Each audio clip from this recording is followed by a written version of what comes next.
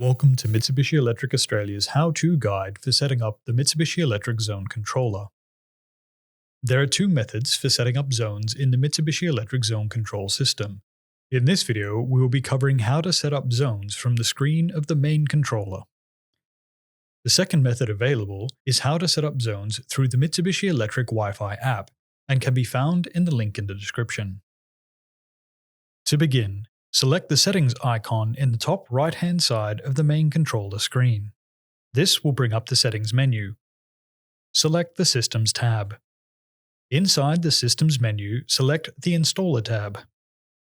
This will bring up a warning as settings inside of this menu change how the system operates and should only be modified by a trained professional. Select Continue. First, the sensors being used in the system need to be set up.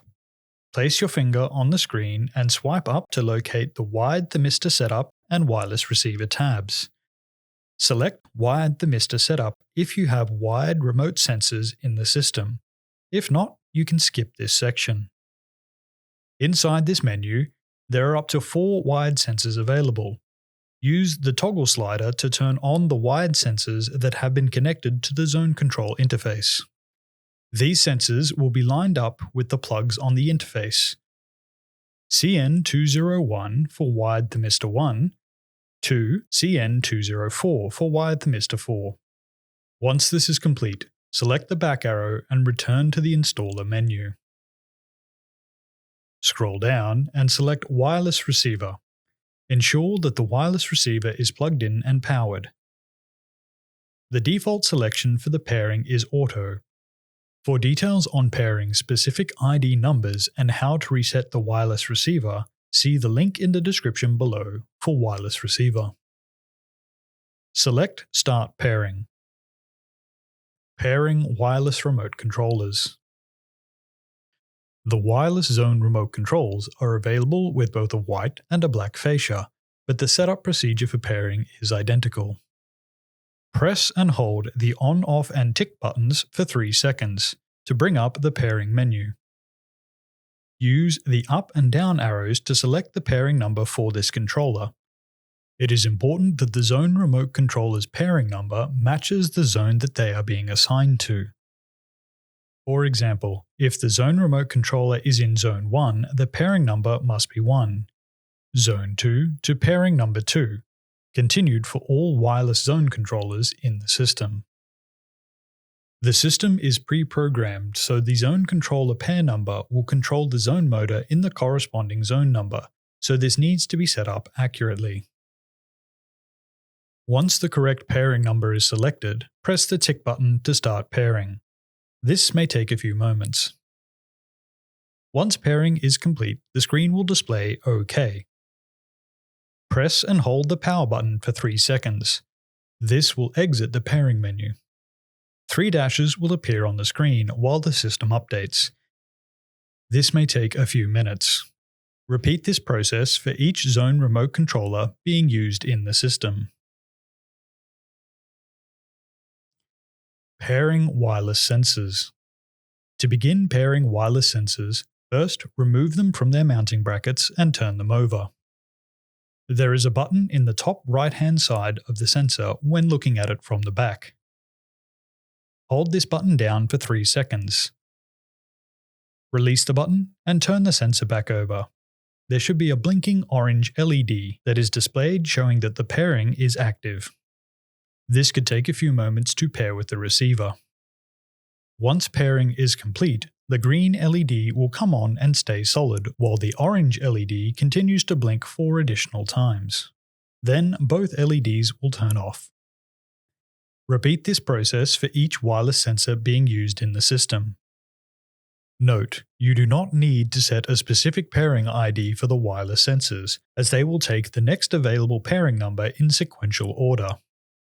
It is important to note that the wireless sensors can also share a pairing number with a wireless controller, as they share separate pairing sequences.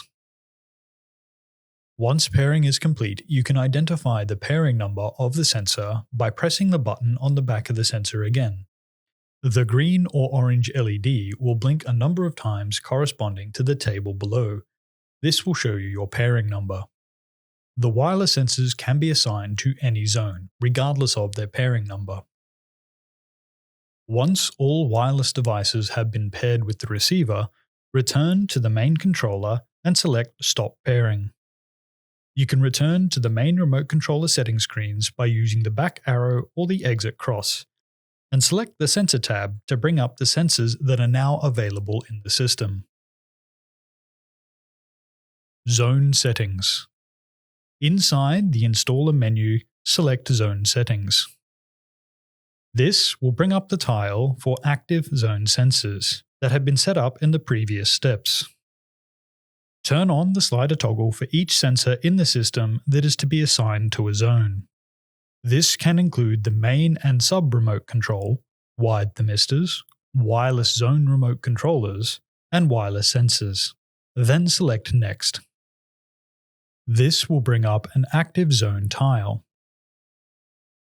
There are up to 4 or up to 10 zones as well as a common zone available in the system, depending on the model of the zone control interface. A common zone is an area served by the air conditioning system that does not have a zone damper attached, so is essentially always on.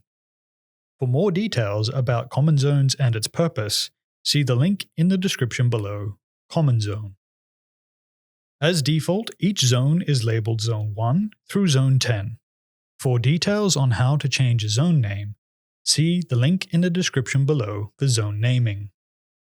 Use the toggle slider to indicate which zones will be used in the system, then select Next.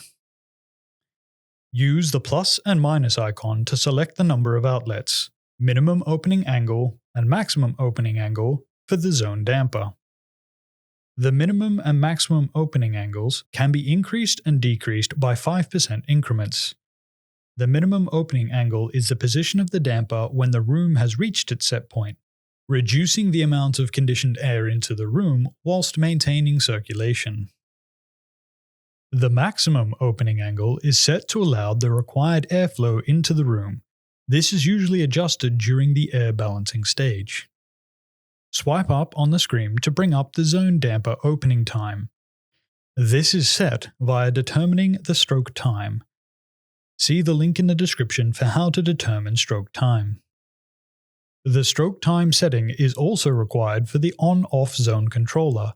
This is because it has an air balancing feature, which allows you to set up the maximum opening position for each zone. Place your finger on the scroll wheel and slide up to decrease or down to increase this time in seconds. Swipe up on the screen once more and bring up the Spill Zone tab. Toggle Spill Zone on for any zone designated to be a spill zone in the design. A spill zone is a designated area where the zone damper automatically opens when there are not enough zone outlets on to cope with the minimum airflow of the air conditioner's fan.